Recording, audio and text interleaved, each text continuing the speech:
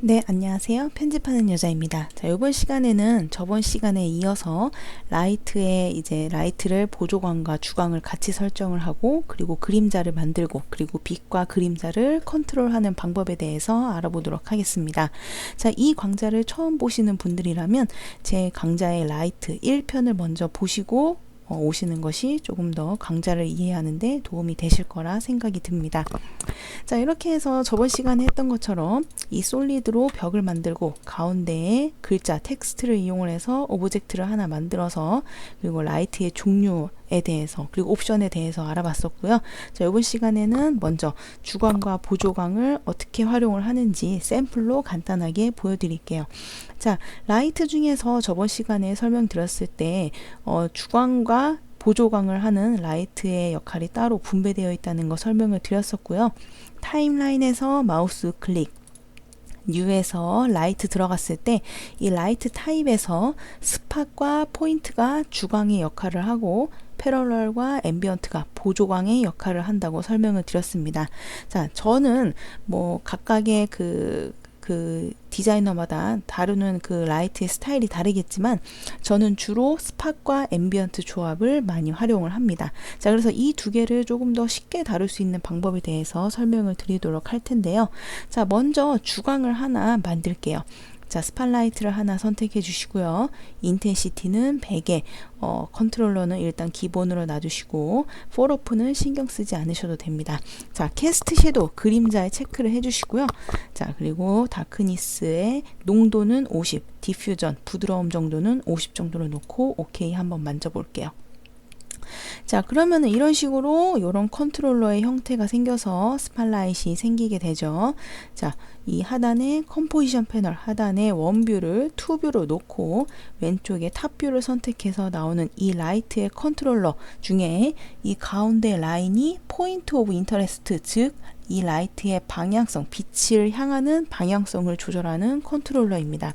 그래서 이 컨트롤러를 텍스트로 이렇게 비추게 되면 점점 글자를 향해서 비춰지게 되죠. 자, 이렇게 해서 라이트를 이렇게 글자를 향해서 한번 비춰보도록 할게요. 다시 원뷰로 놓고요. 자, 그러면 이 상태에서 딱 봤을 때 이 스팟라이트가 이 라이트라는 글자를 비추고 있지만 주변의 벽 역할을 하는 이 솔리드의 이 왼쪽 부분, 이 오른쪽 부분이 너무 검해져서 너무 캄캄해 보이죠. 빛이 하나밖에 없다는 느낌이 들기도 하고요. 자, 이 스팟라이트의 라이트를 선택, 엔터를 눌러서 얘는 스팟으로 이름을 재지정하고요. 지금 마찬가지로 저희가 캐스트 섀도우에 체크를 했지만 그림자가 생성이 되지 않고 있죠. 자, 여기서 이제 보조광을 하나 더 만들었을 때 느낌이 어떻게 다른지 좀 보여드리고, 주광과 보조광을 같이 써야 되는 이유도 다시 한번 설명을 드리도록 하겠습니다. 자, 타임라인에 마우스 클릭, 뉴에서 라이트의 라이트 타입은 앰비언트로 놓고, 인텐시티는 적당하게 30 정도만 놓고 OK를 눌러볼게요. 자, 이 라이트는 선택하고 엔터. 자, 앰비언트라고 이름을 수정하겠습니다.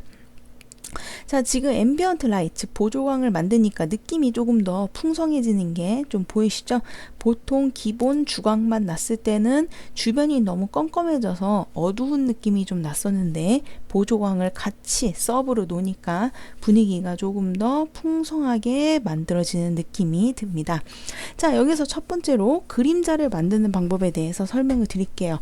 자, 애프터 이펙트는 오토 프로그램, 즉 자동으로 뭔가가 만들어지는 그런 프로그램이 아니기 때문에 빛을 만든다고 해서 이 라이트라는 이 오브젝트의 글자가 바로 벽에 만들어지지 않습니다. 그 이유는 첫 번째로 가장 많이 꼽는 게 재질에 대한 표현인데요. 만약에 이 제가 라이트라고 이 쓴 텍스트를 제가 유리라고 디자인을 했었을 때, 빛을 만들자마자, 라이트를 만들자마자 그림자가 생겨버리면 이 라이트의 텍스트는 더 이상 유리의 재질을 가진 디자인의 오브젝트가 아니게 되는 거죠. 그래서 그거에 대한 역할을 애프터 이펙트에서도 표현을 하기 위해서 라이트를 만든다고 해서 바로 그림자가 만들어지지 않습니다. 자, 그림자는 라이트에서 온오프를 하는 게 아니라 이 레이어에서 온오프를 하게 만들도록 되어 있는데요. 내가 만약에 이 라이트라는 글자가 유리가 아니라 그림자를 표현할 수 있는 재질이다 싶으면 이 레이어의 세모를 눌러서 나오는 매트리얼 옵션, 즉 재질 옵션이란 게 있습니다. 이 매트리얼 옵션은 3D 박스를 체크하면 만들어지는 옵션이고요. 라이트를 생성했을 때의 효과를 바라는 옵션입니다. 이 재질 옵션, 매트리얼 옵션에 세모로 들어가서 캐스트 섀도우에 지금 오프로 되어 있기 때문에 그림자가 만들어지지 않는 거고요. 여기를 클릭을 해서 온으로 바꿔야지만 이 레이어에 그림자가 생성이 되게 됩니다. 자, 이 매트리얼 옵션에 보시면 여러 가지 옵션이 많이 있는데요. 그 중에서 여러분들이 필수로 알아야 될 것이 요 5개의 옵션입니다. 이 5개만 아시면 여러분들이 어느 정도는 라이트의 빛과 그 그림자를 제어할 수가 있게 됩니다. 자, 먼저 캐스트 섀도우가 그림자의 온오프죠. 자, 한 번 더 선택하면 올리가 생겨서 이 레이어의 모습은 가려지고 그림자만 생성이 되고요. 오프를 누르게 되면 그림자가 사라지게 됩니다. 즉, 이 레이어의 재질 표현이 가능해지게 되는 거죠. 자, 두 번째로 라이트 트랜스미션은 그림자가 레이어의 색감을 얼만큼 띄느냐에 대한 옵션이에요. 지금 0%니까 그림자가 거의 그 무채색에 가까운 색깔로 표현이 되고 있는데 여기에 퍼센테이지를 올리면 올릴수록 이 그림자가 레이어의 색감을 띠게 됩니다. 자, 저는 노란색의 텍스트를 썼기 때문에 그림자에 지금 노란 색감이 묻어 나오고 있죠. 자, 여러분들도 알다시피 그림자는 무채색이 아닙니다. 자, A4 용지에 제가 손을 가까이 대게 되면 그림자의 살색이 조금 묻어 나오죠. 자, 그런 거에 대한 표현을 하고 싶으실 때 라이트 트랜스미션을 건드려 주시면 됩니다. 자, 입셉 섀도우와 입셉 라이트가 있는데, 자, 요거는 입셉이라는 뜻이 약간 어떤 건지 헷갈리시면 받다라고 생각을 해주시면 돼요. 받다, 무언가 물건을 받는다 그럴 때 쓰는 받다라고 쓰시면 되는데, 입셉 섀도우는 그러면 얘는 그림자를 받는다는 뜻이 되죠. 자, 얘는 어떨 때 쓰냐면, 예를 들어서 이 파란 색깔 솔리드가 이 오른쪽에 있는 벽이 얘가 유리창이다. 그래서 그림자를 받으면 안 되는 재질이다 할 때 얘가 그림자를 받으면 안 되니까 얘의 받는 그림자를 꺼주고 싶을 때 쓰는 옵션입니다.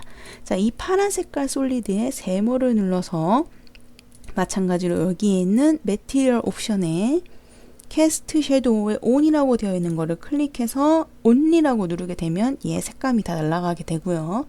오프로 누르게 되면 이 파란 색깔 솔리드는 더 이상 라이트의 그림자를 받지 않습니다. 즉, 얘는 어떠한 그 유리로서의 그런 재질 표현이 가능하게 되는 거죠. 그림자를 받지 않는 재질. 온을 누르게 되면 다시 그림자를 표시를 하게 되고요. 자, 입셉 라이트는 빛을 받는다는 뜻이 되겠죠.